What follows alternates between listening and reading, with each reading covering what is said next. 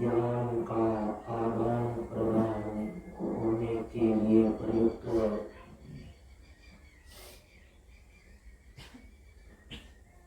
वैदिक मंत्रों का पहले उच्चारण कर ले।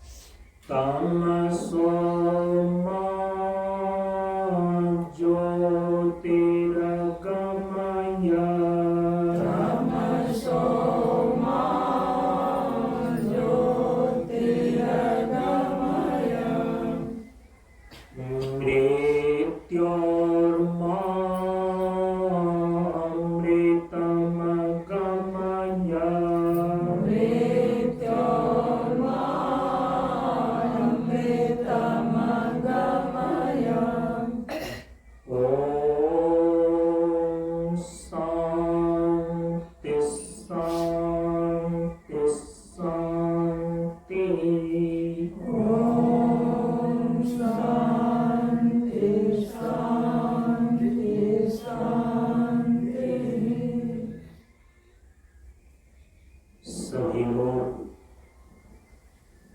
थोड़ी देर के लिए मौन एवं शांत रहे।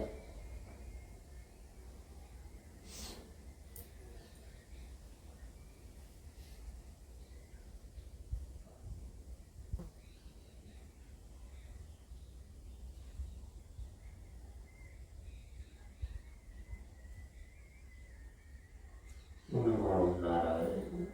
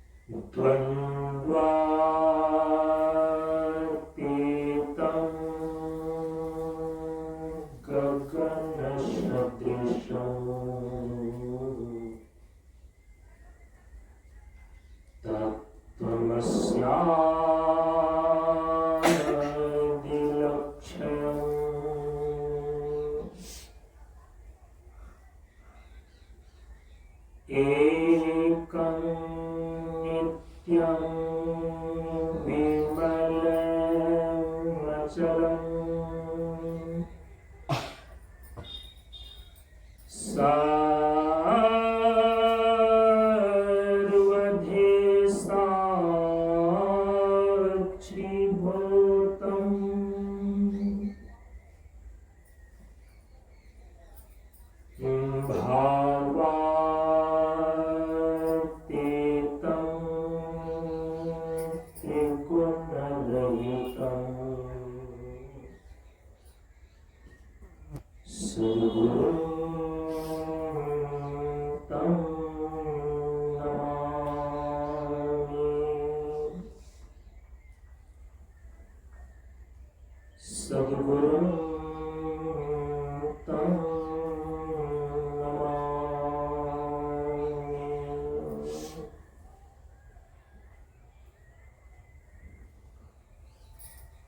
श्री गुरु चरण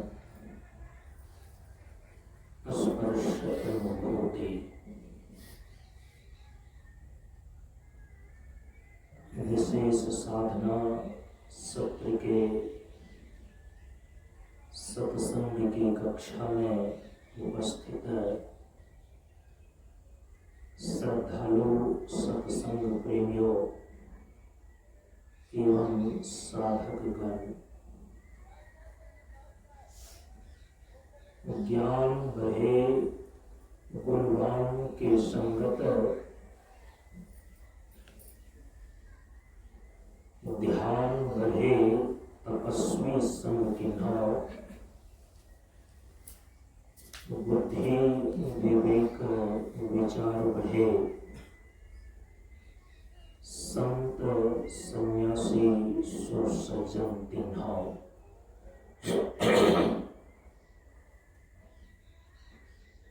इसलिए ज्ञानी वेद ज्ञान से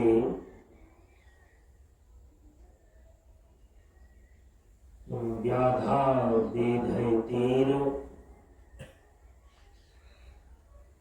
सद्गुरु वेद शब्द से भींगे सकल शरीर। प्रेमियों, हम सब लोग प्रशांत योगाश्रम 50 मंच पर 1 जनवरी से लेकर 14 जनवरी तक आयोजित विशेष साधना सत्र के सत्संग की कक्षा में उपस्थित है। हम सभी लोग इस बार इस विशेष साधना सत्र के सत्संग की कक्षा में पूर्व निर्धारित योग दर्शन के सूत्रों पर विचार कर रहे हैं। योग दर्शन के सूत्र पर विचार करने के लिए सर्वप्रथम सूत्रकार शेषावतार महर्षि पतंजलि का स्मरण पूर्वक मंगलाचरण कर लें।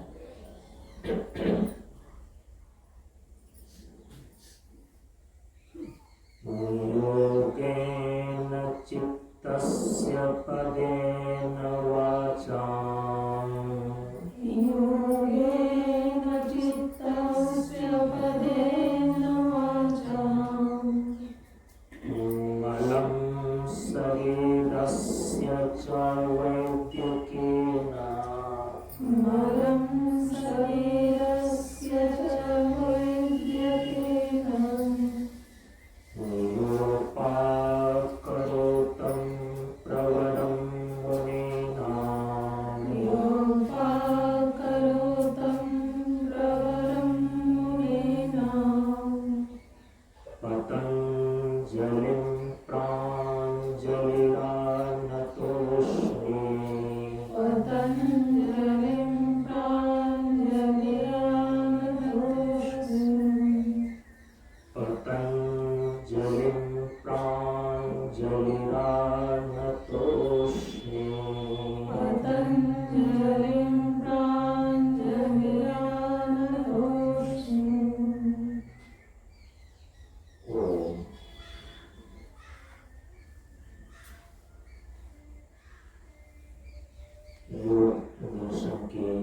चतुसूत्री अर्थात योग दर्शन के प्रथम 4 सूत्रों का पाठ कर लें। अथ योगानुशासनम् अथ योगानुशासनम् अथ योगानुशासनम् अथ योगानुशासनम् योगश्चित्तवृत्तिनिरोधः योगश्चित्तवृत्तिनिरोधः योगश्चित्तवृत्तिनिरोधः योगश्चित्तवृत्तिनिरोधः तदा द्रष्टुः स्वरूपे अवस्थानम् तदा द्रष्टुः स्वरूपे अवस्थानम् तदा द्रष्टुः स्वरूपे अवस्थानम् तदा द्रष्टुः स्वरूपे अवस्थानम् वृत्ते सारूप्यमितरत्र वृत्ति सारूप्यमितरत्र वृत्ते सारूप्यमितरत्र वृत्ति सारूप्यमितरत्र ओम। इस प्रकार से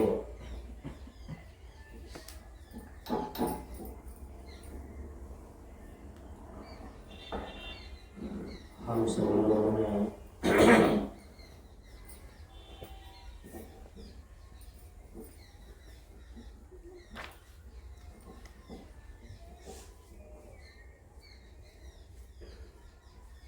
कल की कक्षा में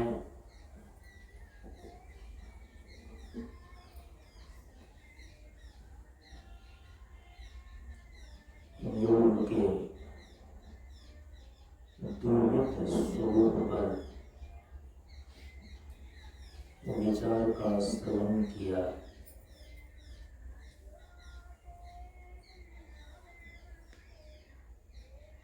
सूत्रकार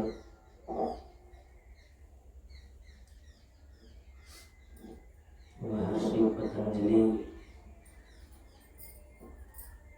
इस दूसरे सूत्र में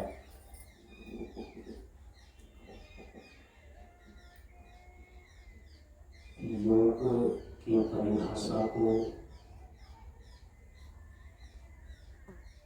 चित्त वृत्ति निरोध के रूप में परिभाषित कर रहे हैं। तो चित्त वृत्ति निरोध के आधार पर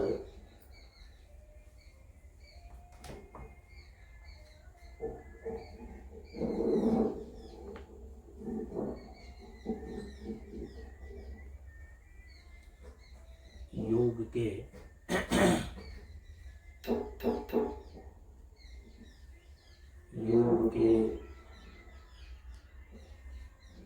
दो रूप हो जाते हैं।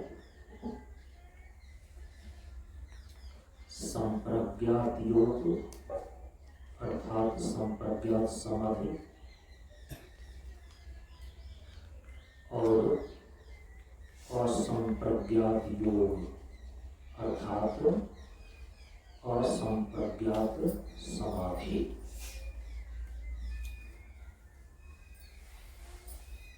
चूंकि सूत्र में केवल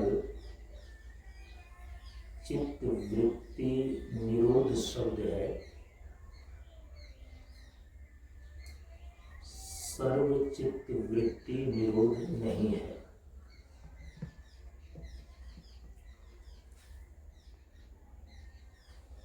इसलिए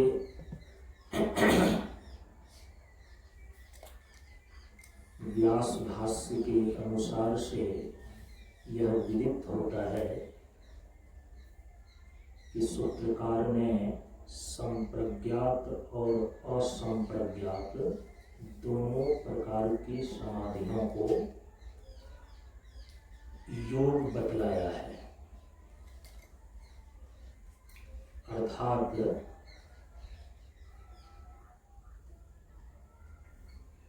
असंप्रज्ञात समाधि जिसमें सब वृत्तियों का निरोध हो जाता है, वह निरुद्ध अवस्था तो योग है ही, किंतु संप्रज्ञात समाधि भी जिसमें सात्विक एकाग्र वृत्ति बनी रहती है, वह एकाग्र अवस्था भी योग के लक्षण के अंतर्गत है। तो इस प्रकार से चित्त वृत्ति निरोध के आधार पर योग के ये दो स्वरूप निर्धारित हो जाते हैं, संप्रज्ञात योग और असंप्रज्ञात योग। युज समाधौ धातु से निष्पन्न यहाँ पर योग का समाधि अर्थ है, इसीलिए जो द्विविध योग संप्रज्ञात और असंप्रज्ञात के रूप में निर्धारित होते हैं, इसी को संप्रज्ञात समाधि और असंप्रज्ञात समाधि भी बोल सकते हैं, यहाँ पर बोला जा रहा है। एक बात है और यहाँ पर ध्यान में ले लेनी चाहिए, इस सूत्र के संदर्भ में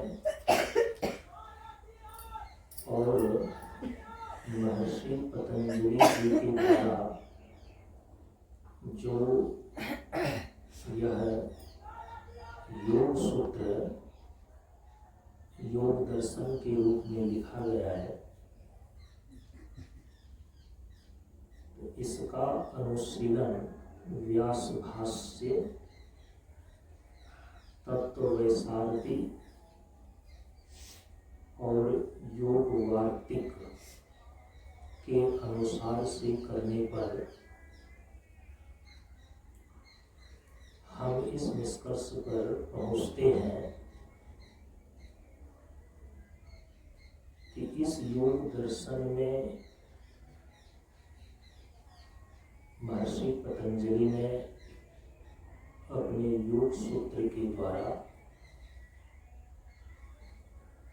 योग के 3 स्वरूप को प्रतिपादित किया है।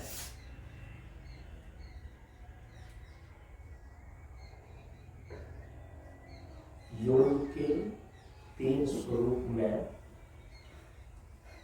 एक है राजयोग, दूसरा है क्रिया योग और तीसरा है अष्टांग योग।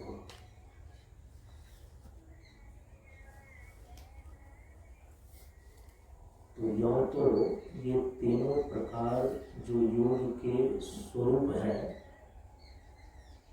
यह द्विविध योग के अंदर ही अंतर्निहित हो जाते हैं, संप्रज्ञात योग और असंप्रज्ञात योग। इन द्विविध योग के अंतर्भूत ही हो जाते हैं योग के 3 स्वरूप, राजयोग, क्रिया योग और अष्टांग योग। सूत्रकार ने प्रथम पाद समाधि पाद के अंदर योग को परिभाषित परिभाषित कर रहे हैं योगस चित्त वृत्ति निरोधा। अब देखिए यहाँ भी योग शब्द का प्रयोग किया सूत्र में, समाधि पाद के अंदर इस दूसरे सूत्र में। जब साधन पाद के अंदर के सूत्र को देखते हैं तो जो इस योग दर्शन का, इस योग शास्त्र का दूसरा पाद साधन पाद है, इस साधन पाद के प्रथम सूत्र में ही सूत्रकार एक अलग प्रकार के योग के स्वरूप को बतला रहे हैं। कह रहे हैं कि तपः स्वाध्याय ईश्वर प्रणिधानानि क्रिया योग। समाधि पाद के अंदर जो दूसरे सूत्र के द्वारा योगस चित्त वृत्ति निरोधा यह कह करके योग के स्वरूप को बदला रहे हैं, तो समझना चाहिए कि योग का जो मुख्य स्वरूप है राजयोग, उसको निर्देशित किया है सूत्रकार ने। और साधना पाद के अंदर जो प्रथम सूत्र के द्वारा तपः स्वाध्याय ईश्वर प्रणिधानानि क्रिया योग कह करके योग के स्वरूप को बतला रहे हैं। तो यहाँ तो सीधे शब्द आ ही गया क्रिया योग। यहाँ योग का जो स्वरूप है वह क्रिया योग के रूप में है। इसी साधना पाद के 29वें सूत्र में सूत्रकार महर्षि पतंजलि अष्टांग योग के विषय में लिखते हैं कि यम नियम आसन प्राणायाम प्रत्याहार धारणा ध्यान समाधियो अष्ट अवंगानी। यहाँ पर अष्टांग योग का निर्देश कर रहे हैं साधन पाद के 29वें सूत्र में। तो इस प्रकार से हम इस निष्कर्ष पर पहुंचते हैं कि सूत्रकार महर्षि पतंजलि ने जो योग सूत्र के द्वारा योग के स्वरूप को बतलाया है, तो योग के प्रमुख 3 स्वरूप निर्देशित हैं। योगस चित्त वृत्ति निरोधा के द्वारा राजयोग का निर्देश है। तपः स्वाध्याय ईश्वर प्रणिधानानि क्रिया योग, इस सूत्र के द्वारा क्रिया योग का निर्देश है।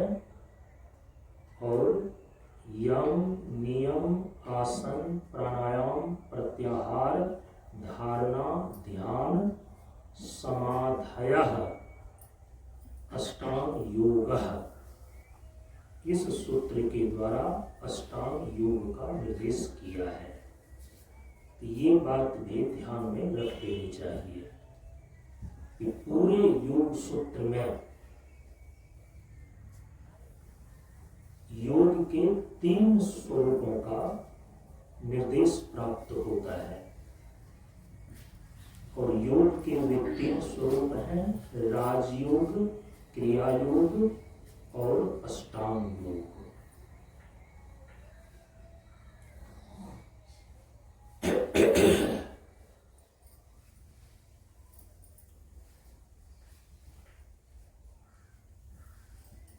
अब इस योग के संपूर्ण स्वरूपों को ठीक ठीक ढंग से समझने के लिए जिन 4 चीजों को जानना और समझना आवश्यक होता है,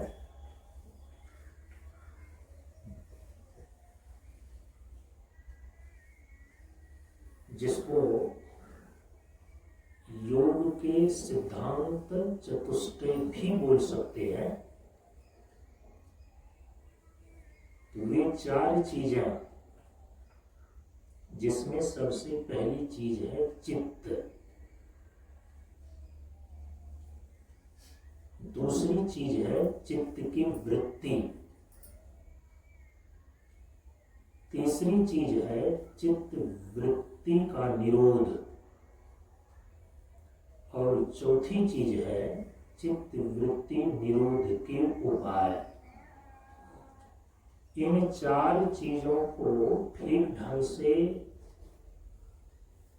जानकर समझकर ही योग के संपूर्ण स्वरूपों को ठीक ठीक ढंग से जाना जा सकता है, समझा जा सकता है।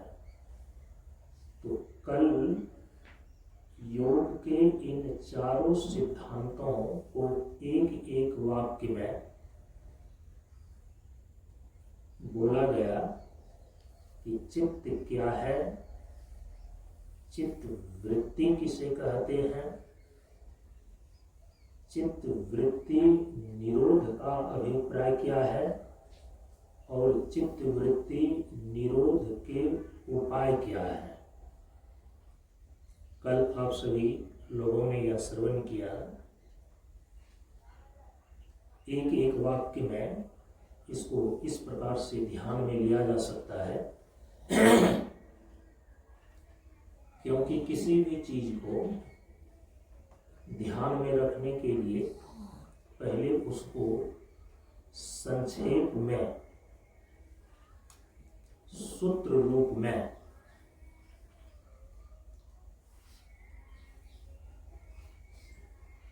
याद रखने के लिए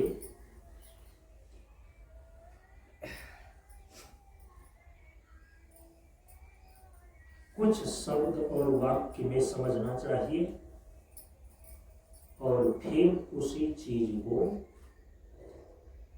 उनके सारे आयामों को विस्तार पूर्वक भी समझना चाहिए। यहाँ योग के संपूर्ण स्वरूप को समझने में जिन 4 चीजों को जानने की आवश्यकता होती है कि चित्त क्या है, चित्त वृत्ति क्या है, चित्त वृत्ति निरोध किसे कहते हैं, और चित्त वृत्ति निरोध के उपाय क्या है, तो कल एक एक वाक्यों में इस चीज को ध्यान में लिया गया। चित्त क्या है?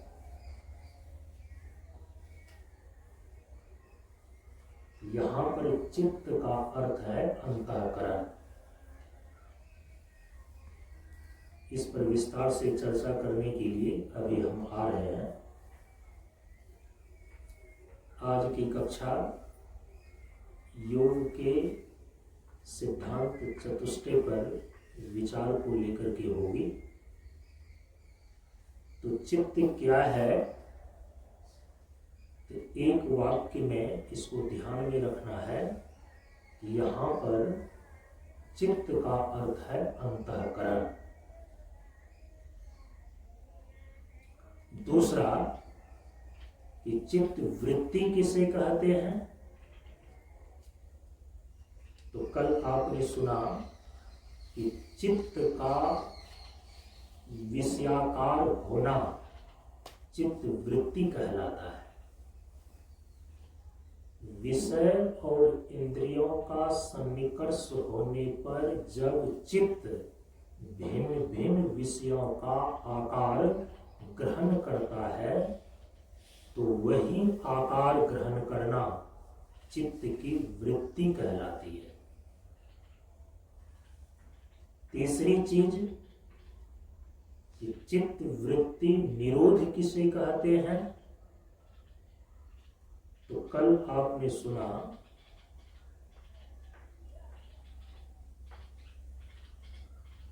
कि चित्त का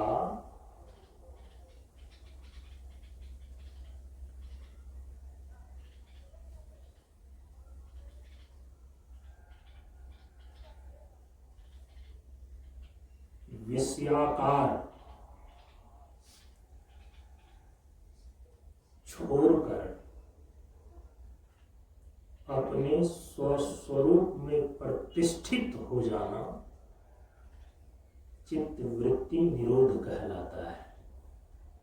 यदि चित्त भिन्न भिन्न विषय का आकार ग्रहण करता है तो वह चित्त वृत्ति कहलाती है।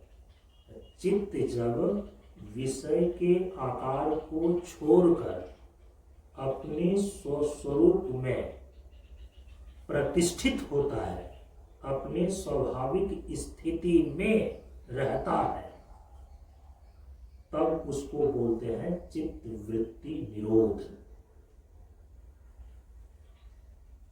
चौथी चीज कि चित्त वृत्ति निरोध के उपाय क्या है? तो आगे के सूत्रों में सूत्रकार ने स्पष्ट किया है कि अभ्यास वैराग्याभ्याम तत् निरोध। अभ्यास और वैराग्य के द्वारा चित्त की वृत्तियों का निरोध किया जाता है। अर्थात चित्त वृत्ति निरोध के उपाय हैं अभ्यास और वैराग्य। यहां अभ्यास का तात्पर्य है कि योग के जो 3 स्वरूप योग सूत्र में बतलाए गए हैं, समाधि पाद के अंतर्गत राजयोग, साधना पाद के अंदर क्रिया योग और अष्टांग योग।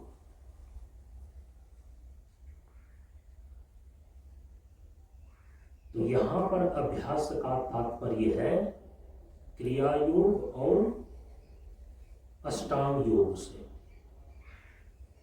क्रिया योग और अष्टांग योग के अभ्यास के द्वारा कोई साधक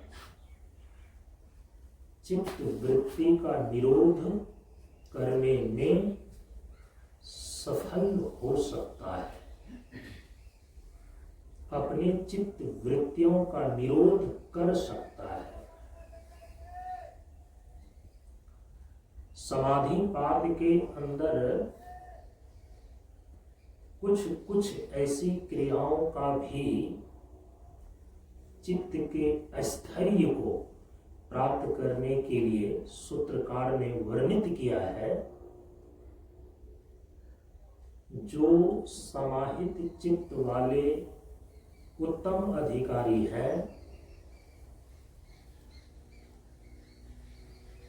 या कहें जिनके चित्त का विक्षेप अधिकांशतः शांत हो गया है, ऐसे विक्षेप रहित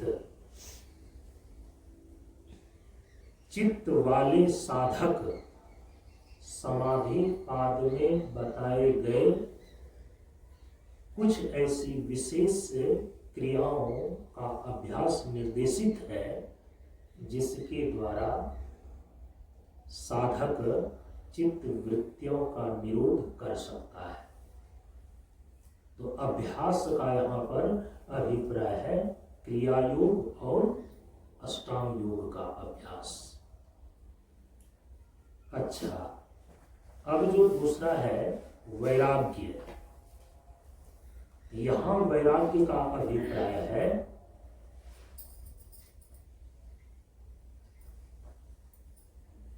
कि संसार के जो विषय हैं उनके प्रति जो आसक्ति है, उसके प्रति जो चित्त में राग है, उस राग का शिथिल पड़ जाना, उस राग का समाप्त हो जाना वैराग्य कहलाता है। तो उसके लिए तो जैसा कि कल मैंने कहा कि संसार के विषय में जो आसक्ति है, राग है, यह तब तक बनी रहती है जब तक संसार के विषय के प्रति आपकी महत्व बुद्धि बनी है, उसमें सुख बुद्धि बनी हुई है। तो जब तक संसार के विषय सुख में जो दोष है, विचार पूर्वक, विवेक पूर्वक जब तक उसका अनुसंधान नहीं करता है साधक, जब तक उस दोष का अनुदर्शन नहीं करता है, तब तक संसार के विषय के प्रति राग नहीं जाता, चित्त की आसक्ति छीन नहीं होती। यही कारण है कि भगवान श्री राम ने अयोध्यावासी को जब कल्याण प्राप्त करने का उपदेश दिया तो उन्होंने संसार के विषय सुख के प्रति मोह की बुद्धि, आसक्ति और राग को शिथिल करने के लिए, उसमें जो दोष है उसका अनुदर्शन कराने के लिए स्पष्ट रूप से निर्देश दिया कि स्वर्गौ स्वल्प अंत दुखदायी, कि संसार के विषय सुख की जो शोभनतम स्थिति है, शास्त्र में उसको स्वर्ग की संज्ञा दी गई है। स्वर्ग के सुख संसार के सुख के अंतर्गत ही आता है, क्योंकि स्वर्ग संसार से बाहर नहीं है। इस जीव का संसरण जहां पर होते रहता है, इति संसारः, उसको बोलते हैं संसार। तो जीव का जो संसरण है, जन्म और मृत्यु को ग्रहण करना है, तो वह तो उनके कर्मानुसार से चतुर्दश भुवन में होता है। चतुर्दश भुवन को त्रिभुवन के रूप में जब गिनते हैं तो मृत्युलोक, स्वर्गलोक और ब्रह्मलोक, ये तीन लोक होते हैं। तो स्वर्ग लोक तो चतुर्दश भुवन के अंदर ही आ गया। जीव का संसरण देहांतर और लोकांतर में होते रहता है। तो स्वर्ग संसार से बाहर नहीं है, स्वर्ग संसार के अंदर ही आता है। संसरति इति संसारः, जीव जहां संसरण करता है, अपने कर्मानुसार से देहांतर और लोकांतर को प्राप्त करता है, उसको बोलते हैं संसार। तो संसार के सुख की जो शोभनतम स्थिति है, शास्त्र में उसको कहा गया है स्वर्ग। और उस स्वर्ग के विषय में भगवान कह रहे हैं कि स्वर्गौ स्वल्प अंत दुखदायी, स्वर्ग के सुख भी अनित्य हैं और अंत में वह दुखदायी है, दुख देने वाला है। इसलिए परम पूज्य गुरुदेव ने अपने उपदेश में यह निर्देश किया कि संसार के सुख शरीर और सभी इंद्रियों को कमजोर ही करते हैं।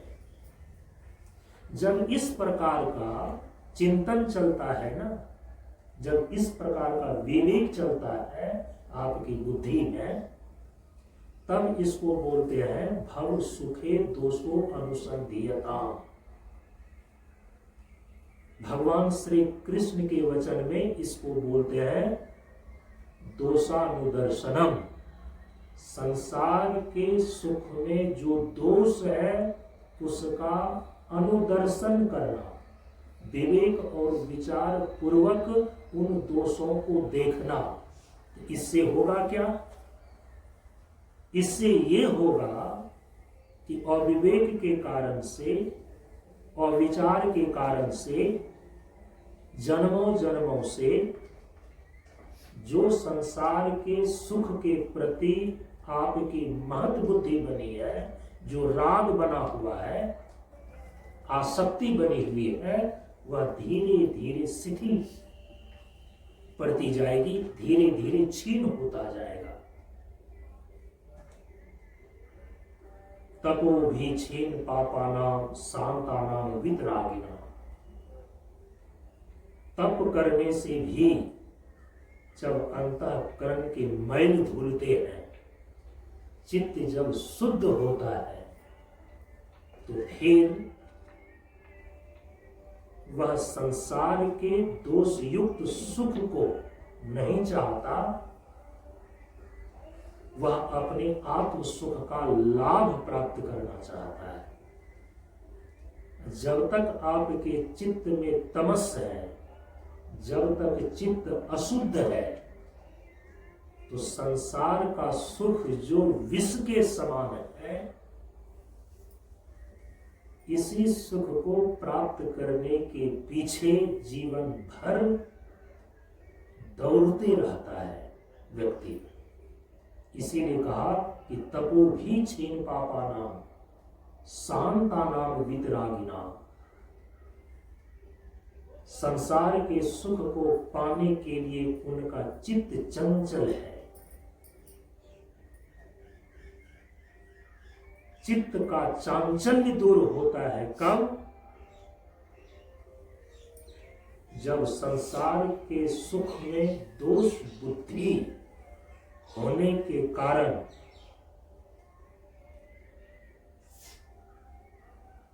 संसार के सुख से आपकी महत बुद्धि हट जाती है। जिस सुख को पाने के लिए चित्त चंचल था, अब वह चित्त शांत होने लगता है। शांताना कहा कि वितरागिना, यही जो चित्त की शांत स्थिति है, विरक्त स्थिति है, इसको बोलते हैं वैराग्य। यहां पर सूत्रकार ने वैराग्य के लिए ही योग दर्शन के सूत्र में दृष्टा और दृश्य के विवेक का प्रतिपादन किया है कि दृष्टा क्या है, इसके स्वरूप को समझाया गया। दृश्य क्या है, इसके स्वरूप को समझाया गया। और ये बोध कराया गया कि वास्तव में तुम संपूर्ण दृश्य प्रपंच के दृष्टा मात्र चेतन आत्मा हो।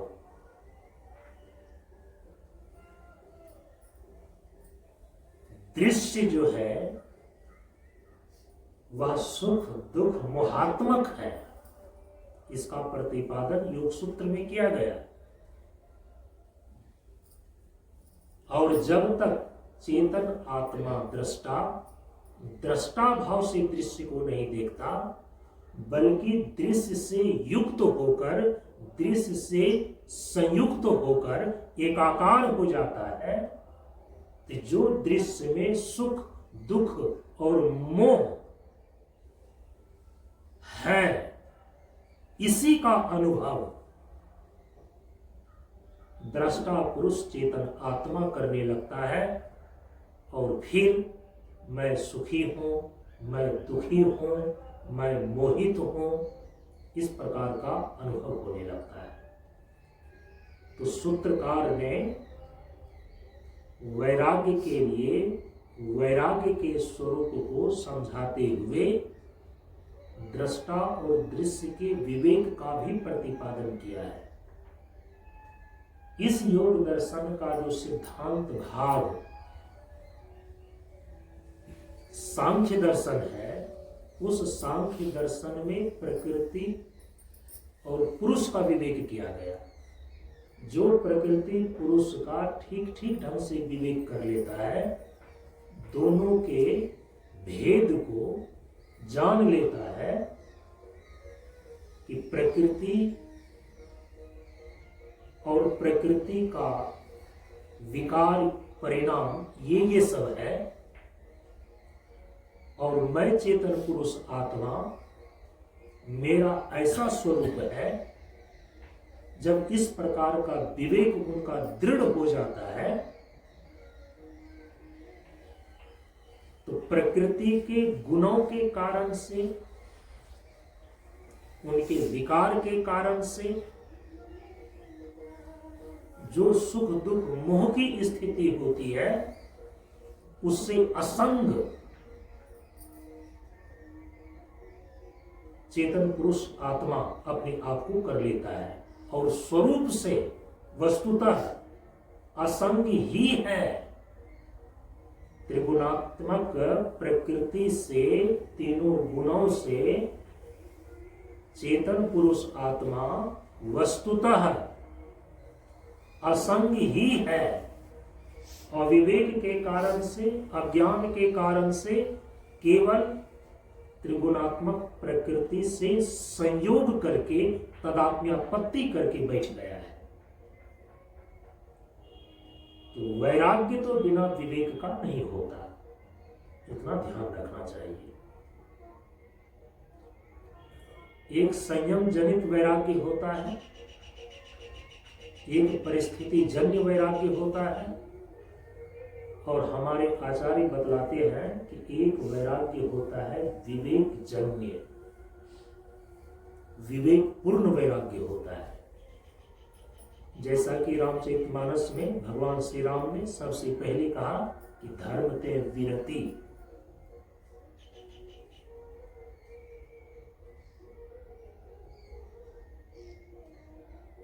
धर्म का पालन करने से चित्त शुद्ध होता है, और चित्त के शुद्ध होने से फिर वैराग्य का भाव उदय होता है। तो धर्म ते विरति, एक तो धर्मानुष्ठान से, यदि कोई साधक निष्काम भाव से स्वधर्म का अनुष्ठान का पालन करे, अपने स्वकर्तव्य का पालन करे, धीरे धीरे चित्त शुद्धि का परिणाम से उनके अंदर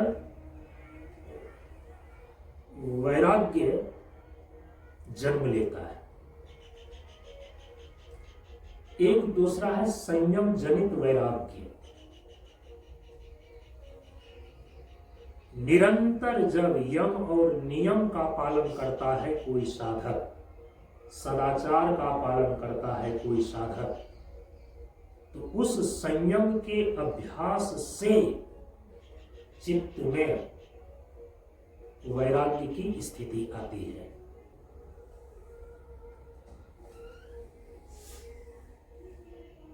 तो धर्म जनित वैराग्य और संयम जनित वैराग्य, इन दोनों ही वैराग्य की तो शास्त्र में मान्यता है, और आरंभ में वैराग्य की स्थिति ऐसी ही धारण होती है। धर्म जनित वैराग्य और संयम जनित वैराग्य। लेकिन एक और वैराग्य देखा जाता है जिसको क्षणिक वैराग्य कहते हैं। शास्त्र में क्षणिक वैराग्य की मान्यता नहीं दी गई है, कहीं कहीं पर इसको श्मशान वैराग्य भी कहा गया है कि घर में हो खटपट तो चलो बाबा जी के मठ पर। परिस्थिति जन्य वैराग्य कहते हैं ना कि स्त्री वियोग घर संपत्ति नासी, मुंड मूल मुरारी वही सन्यासी। तो इस प्रकार का जो वैराग्य है, वो वैराग्य तो आध्यात्मिक रूप से साधना में ज्यादा प्रगति देने वाला, आध्यात्मिक यात्रा को पूरा करने वाला नहीं होता है। जब घर के लोगों से थोड़ा कष्ट मिल गया, पुत्र विपरीत जाने लगा, पत्नी विपरीत जाने लगी, तो चित्त खिन्न हो गया, तो लगता है कि चलो अब दुनिया को ही छोड़ देते हैं, कुछ नहीं रखा है दुनिया में। तो क्षण भर के लिए आपके चित्त में संसार के प्रति वैराग्य तो आता है।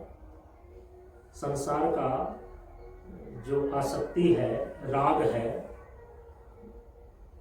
ये थोड़ा शिथिल होता हुआ दिखाई देता है। लेकिन ये जो क्षणिक वैराग्य है, श्मशान वैराग्य है, परिस्थिति जन वैराग्य है, ये आपको आध्यात्मिक यात्रा में अधिक दूर तक साथ नहीं दे सकता।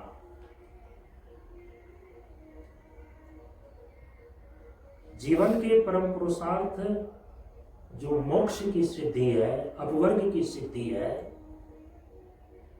यहां तक के लिए जो उपयोगी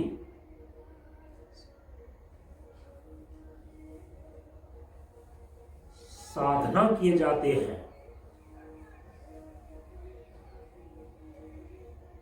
तो उस साधना की संपन्नता तक वैराग्य का स्थिर रहना, ये क्षणिक वैराग्य के द्वारा या परिस्थिति जन्य वैराग्य के द्वारा संभव नहीं हो सकता। धर्म जनित वैराग्य, संयम जनित वैराग्य, चूंकि धर्म के अनुपालन से, संयम और सदाचार के पालन से, चित्त में शुद्धि होने के परिणाम से जो वैराग्य आया हुआ होता है, वह आध्यात्मिक यात्रा में साधना करने में लक्ष्य को प्राप्त करने तक आपको साथ देता है। हमारे महापुरुष कहते हैं, आचार्य कहते हैं कि सबसे वैराग्य की जो दृढ़ स्थिति होती है, वह है विवेक जन्य वैराग्य, जो विवेक और विचार से उत्पन्न होता है। वैराग्य संसार के स्वरूप पर विचार किया, संसार के सुख के दोष को उसने देखा, संसार के संबंधों की स्थिति का उसने विचार किया, और विचार करने पर जब पता चलता है कि संसार ऐसे ही चलते रहेगा, चाहे तुम कुछ भी कर लो, उसके लिए मर खप जाओ, संसार की जो गति है वो बदलने वाली नहीं है। संसार अपनी ही गति से चलती रहती है। संसार पर विचार करके, संसार के सुख के दोष को देख करके, जब संसार के सुख से विरक्ति होती है, संसार के सुख के प्रति राग समाप्त होता है, तब हम इसको बोलते हैं विवेक जन्य वैराग्य। इसीलिए हमारे शास्त्रों में कई प्रकार के विवेक बतलाए गए हैं। नित्य अनित्य वस्तु का विवेक, हमारे यहाँ पर योग दर्शन में सूत्रकार महर्षि पतंजलि ने दृष्टा दृश्य का विवेक का प्रतिपादन किया है। दृष्टा दृश्य के विवेक का प्रतिपादन इसलिए किया गया है कि ताकि जो दृष्टा चेतन पुरुष आत्मा है, यह अपने स्वाभाविक निज स्वरूप में दृश्य प्रपंच से विरक्त होकर स्थित हो जाए।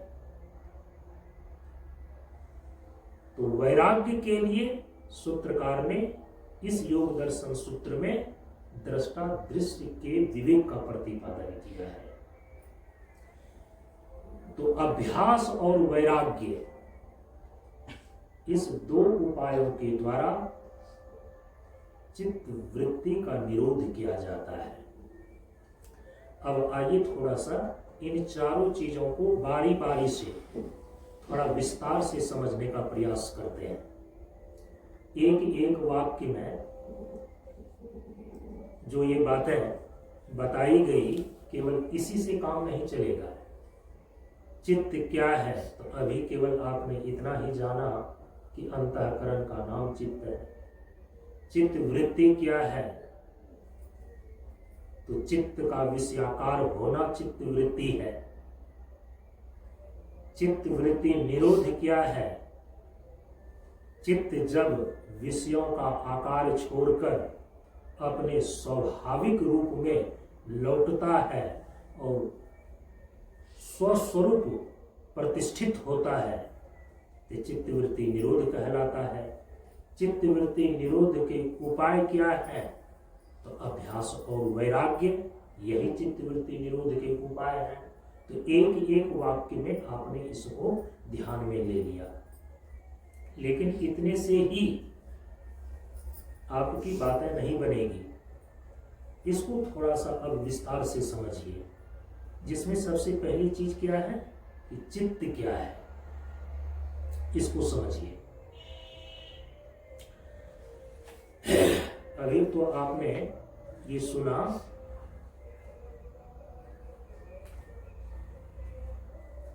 कि अंतःकरण को चित्त कहा गया है। यहां पर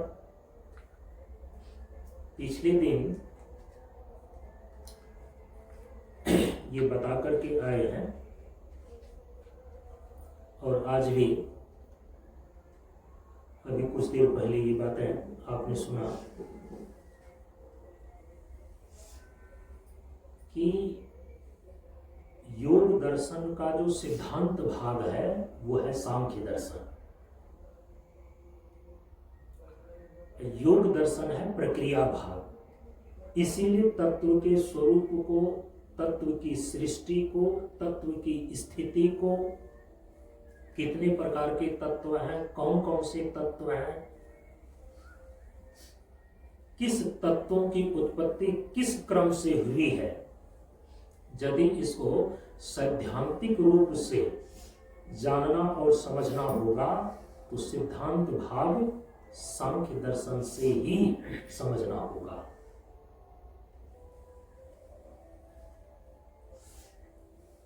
और प्रक्रिया भाग के रूप में जो यह योग दर्शन है, तो सांख्य दर्शन वाले भी इस बात को स्वीकार करते हैं कि सांख्य दर्शन में जिस प्रकृति और पुरुष का विवेक किया गया है,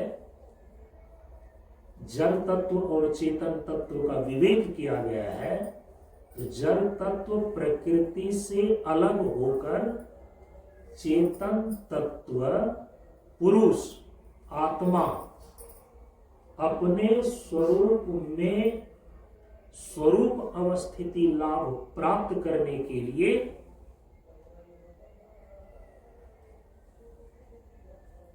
प्रक्रिया भाग के रूप में जो योग दर्शन के अंदर योग की प्रक्रिया बतलाई गई है, उसी के द्वारा संभव है।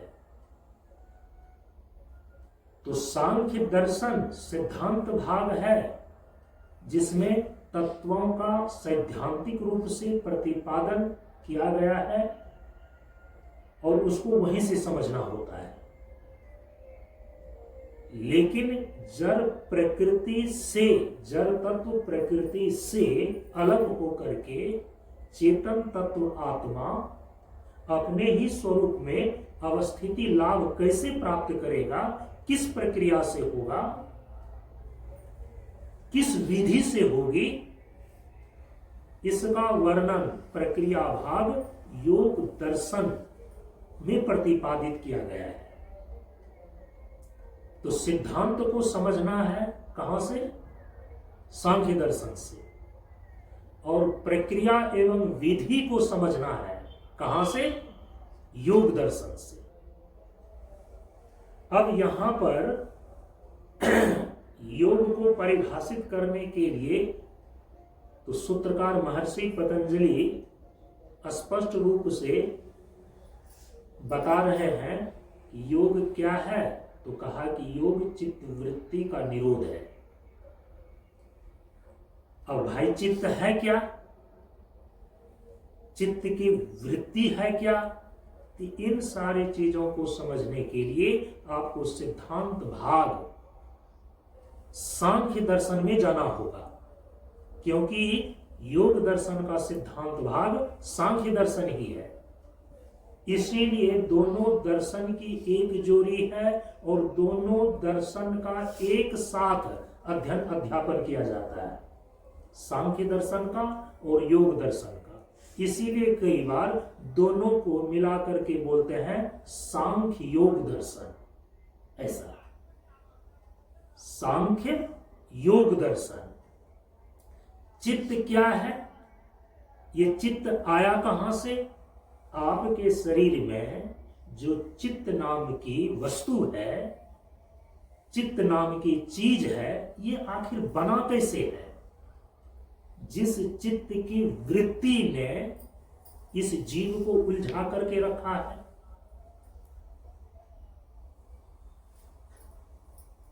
संसार के बंधनों से बांध करके रखा है। इसीलिए तो कहा जा रहा है कि इस चित्त की वृत्ति का निरोध करो, चित्त की वृत्ति को रोको। और चित्त की वृत्ति को कैसे रोकोगे, उसी की प्रक्रिया योग दर्शन बतला रहा है। तो चित्त है क्या? चित्त बना कैसे है? चित्त नामक जो चीज है इस शरीर के भीतर, वो आई कहां से? तो इसको तो पहले ठीक ठीक ढंग से समझना होगा।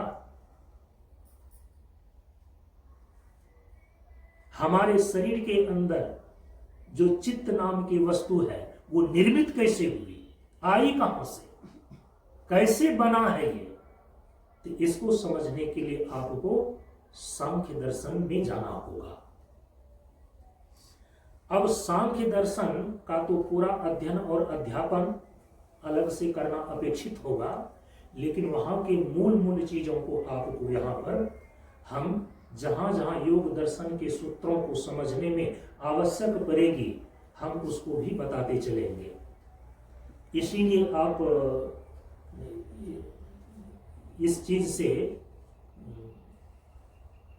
घबराना नहीं कि कभी योग दर्शन की चर्चा आ जा रही है और कभी कभी बीच में सांख्य दर्शन की चर्चा आ जा रही है।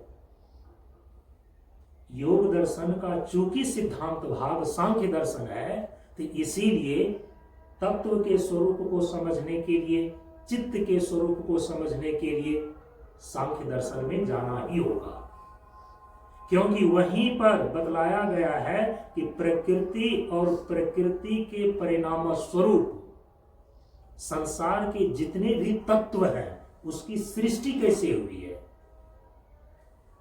वो चीजें बनी कैसे है, उस चीज का निरूपण यहां पर योग दर्शन में नहीं किया गया है, उसका निरूपण किया गया है सांख्य दर्शन में। तो सिद्धांत रूप से सांख्य दर्शन में तत्वों के स्वरूप को समझ करके यहां प्रक्रिया भाग में उसी चीज को लेकर जो बातें बताई जा रही है उसको यहां पर संगति लगानी होगी। तो सांख्य दर्शन में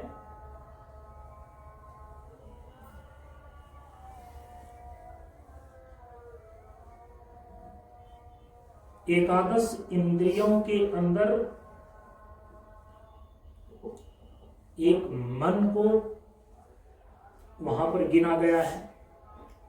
एकादश इंद्रियों का मतलब होता है 5 ज्ञानेंद्रियां और 5 कर्मेंद्रियां, ये 10 हो गई। और 11वां जो इंद्रियां हैं वो मन है। तो जब बोलते हैं एकादश इंद्रियां, तो एकादश इंद्रियों के समूह में 5 कर्मेंद्रियां हैं, 5 ज्ञानेंद्रियां हैं और 11वां कौन है? मन है। तो एकादश इंद्रियों के अंदर जो एक मन है, सांख्य दर्शन में बुद्धि तत्व को महतत्व के रूप में प्रतिपादित किया गया है। आ रहे हैं अभी उस प्रक्रिया पर। तो महतत्व के रूप में जो समष्टि बुद्धि है, उससे बुद्धि शब्द को ले लीजिए। सांख्य दर्शन में तत्वों की जो सृष्टि हो रही है, तत्वों की जो उत्पत्ति हुई है, उसमें जो एकादश इंद्रियों की उत्पत्ति है, एकादश इंद्रियों में 11वां मन है, महतत्व के रूप में समष्टि बुद्धि है, तो बुद्धि को ले लीजिए वहां से। और इसके बाद उसी महतत्व के परिणाम से अहंकार तत्व की उत्पत्ति सांख्य दर्शन की सृष्टि प्रक्रिया में बतलाई गई है। तो अहंकार आ गया। तो 3 चीजें हो गई। योग दर्शन का जो सिद्धांत भाग सांख्य दर्शन है, तो सांख्य दर्शन में बताए गए मन, बुद्धि और अहंकार, इस तीनों का सम्मिलित रूप चित्त है योग दर्शन में। योग दर्शन में यहां जो चित्त शब्द का प्रयोग अंतःकरण चतुष्टय का ख्यापक है। ये बातें स्पष्ट हो गई कि यहां जो योग सूत्र में चित्त शब्द आया हुआ है, यह चित्त क्या है? सांख्योक्त मन, बुद्धि और अहंकार का सम्मिलित रूप है, और वेदांतोक्त अंतःकरण चतुष्टय का ख्यापक है।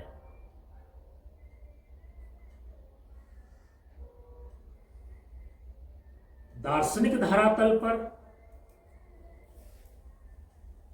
यह जो चित्त नामक वस्तु है, जो सांख्य के अनुसार से मन, बुद्धि, अहंकार का सम्मिलित रूप, और वेदांत के अनुसार से अंतःकरण चतुष्टय का ख्यापक, जो यह योग दर्शन का चित्त है, ये चित्त बना कैसे है?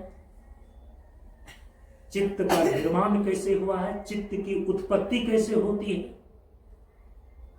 अब इसके लिए सांख्य दर्शन में जो तत्व की उत्पत्ति का सृष्टि क्रम बतलाया गया है, इसको समझना आवश्यक होगा। क्योंकि यदि एक लाइन में, एक वाक्य में यदि कहें कि चित्त बना कैसे है, चित्त किसका परिणाम है, ये चित्त नामक चीज जो हमारे शरीर के अंदर सूक्ष्म रूप में सूक्ष्म शरीर का हिस्सा है,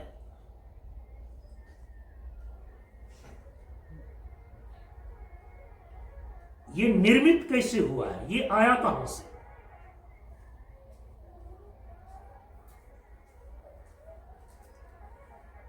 आप इस मंच के द्वारा प्राय सुनते हैं ना, एक स्थूल शरीर है, इस स्थूल शरीर के भीतर सूक्ष्म शरीर है, और सूक्ष्म शरीर के भीतर कारण शरीर है। 3 शरीर है ना, स्थूल शरीर, सूक्ष्म शरीर और कारण शरीर। अब जो सूक्ष्म शरीर है, तो सूक्ष्म शरीर का हिस्सा है अंतःकरण, और अंतःकरण के अंदर आती है 4 चीज, मन, बुद्धि, चित्त और अहंकार। तो अंतःकरण के उसी 4 हिस्से में से एक हिस्सा का यहां पर नाम लिया जा रहा है चित्त। तो चित्त क्या हो गया? आपके सूक्ष्म शरीर का हिस्सा हो गया। तो यहां पर बताया जा रहा है कि पूरे अंतःकरण का उपलक्षण है ये चित्त शब्द। चित्त कह करके पूरे अंतःकरण को ग्रहण कर लिया गया। चित्त माने पूरा अंतःकरण। और सांख्य की प्रक्रिया में जो तत्व की उत्पत्ति का सृष्टि क्रम बतलाया गया है उसके अनुसार से यहां पर चित्त की उत्पत्ति कैसे हुई है, सूक्ष्म शरीर का हिस्से के रूप में जो चित्त अथवा अंतःकरण है ये बना कैसे है। तो सांख्य की जो सृष्टि प्रक्रिया है और वेदांत की जो सृष्टि प्रक्रिया है दोनों में थोड़ा सा अंतर है। चूंकि योग दर्शन का सिद्धांत भाग सांख्य दर्शन है तो इसीलिए हम लोग यहां पर तत्व की उत्पत्ति का जो सृष्टि क्रम है उसको सांख्य की प्रक्रिया के द्वारा ही समझने का प्रयास करेंगे। वेदांत की प्रक्रिया में तत्वों की उत्पत्ति का जो सृष्टि क्रम है उसमें थोड़ा सा अंतर है और जब उसका प्रसंग आएगा तो उसको भी हम यहां पर बतलाएंगे। तो चूंकि योग दर्शन का सिद्धांत भाग या योग दर्शन के साथ जो दर्शन की जोड़ी है वह सांख्य दर्शन है, इसलिए सांख्य दर्शन में जो स्थूल और सूक्ष्म तत्वों की उत्पत्ति का सृष्टि क्रम है उसी के आधार पर हम सभी लोग इसको समझने का प्रयास कर रहे हैं। योग दर्शन में जो चित्त है यह त्रिगुणात्मिका प्रकृति का प्रथम सात्विक परिणाम। कैसे बना है यह चित्त, तो कहा कि जो त्रिगुणात्मक प्रकृति है उस त्रिगुणात्मक प्रकृति का प्रथम सात्विक परिणाम है। और परिणाम शब्द जो है ना सांख्य दर्शन और योग दर्शन में यह एक पारिभाषिक शब्द है। इसको थोड़ा समझ लें फिर कक्षा को विराम देंगे।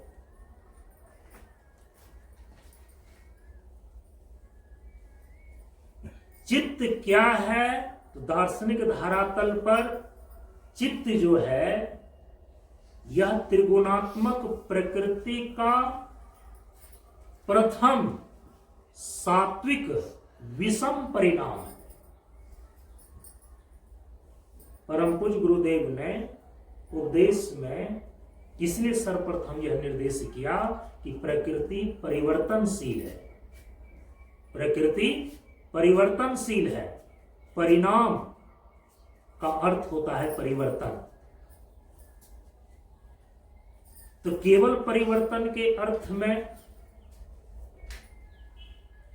यहां पर परिणाम शब्द को सांख्य और योग दर्शन में किस रूप से प्रतिपादित किया गया है उसको ध्यान में रखना चाहिए।